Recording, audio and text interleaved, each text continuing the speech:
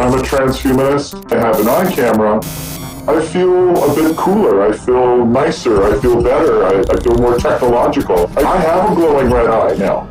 So I'm happy. Over the years, many fatal illnesses have been overcome, many human weaknesses rendered obsolete, and the life expectancy of humans has increased significantly. This is all great news for you, for me, and all of humanity. A child once broke his hand while playing, and on his way to the hospital, he imagined if he could have a bionic hand. He must have seen it in movies, and he liked the idea, but he returned home that day with unfulfilled thoughts. As technology keeps growing, the child's dream finally came true. Let's take a look at how our brain works. Before we go further, throughout our lives, our brain faces a constant challenge, deciding which memories to keep and which to discard. Let's just say you probably remember what you had for breakfast today, but that memory will likely fade within months. Yet, if you win the lottery today, that memory would stay with you forever. Imagine if you added a neural lace to your brain. Imagine what could happen. You could perceive things that we currently can't perceive. You might want to see in the ultraviolet spectrum or hear ultrasound. What if you want to remember more things than you normally can? But what is transhumanism? Transhumanism is a term that journalists and academics have come up with.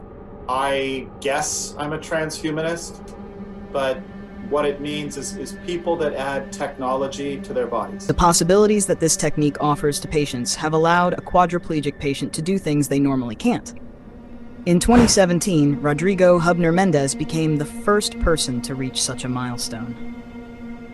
Globo TV in Brazil created a Formula One vehicle completely controlled by thought. What they used was a 14-channel EPOC Plus headset, measuring electrical fluctuations from Rodrigo's brain. He spent a few months mapping and training the algorithms to understand how he associated specific thoughts, whether it be driving forward, turning left, right, or stopping.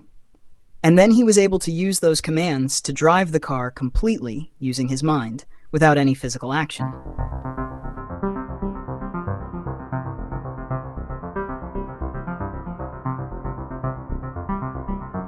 And Rob Spence, a filmmaker who is blind in one eye, replaced his eye with a video camera 9 years ago. I had an accident with a shotgun when I was 9. By the time I turned 30, the doctor said you should remove your eye.